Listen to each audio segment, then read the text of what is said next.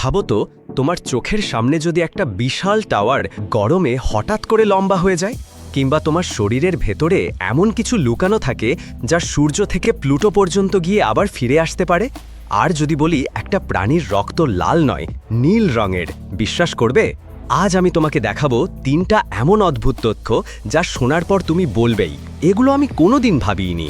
প্যারিসের Eiffel tower তুমি তো চেনোই, কিন্তু জানো কি, গরমের দিনে এটা প্রায় 15 সেন্টিমিটার লম্বা হয়ে যায়, কারণ ধাতু তাপে প্রসারিত হয়।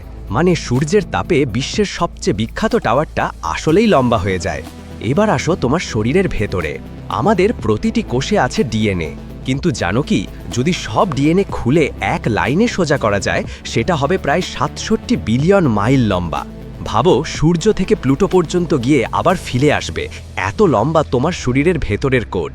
আরেকটা অদ্ভুত তথ্য, অক্টোপাসের রক্ত কিন্তু লাল নয়, নীল, কারণ তাদের রক্তে থাকে তামার ভিত্তিক হেমোসিয়ানিন, যা ঠান্ডা পানিতে অক্সিজেন বহন করতে সাহায্য করে। শুধু তাই নয়, অক্টোপাসের 3টা হৃৎপিণ্ড থাকে।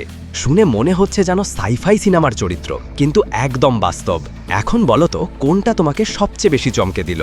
আইফেল টাওয়ার গরমে লম্বা হওয়া, নাকি তোমার শরীরের ডিএনএ সূর্য থেকে প্লুটো পর্যন্ত যাওয়া, নাকি অক্টোপাসের নীল রক্ত?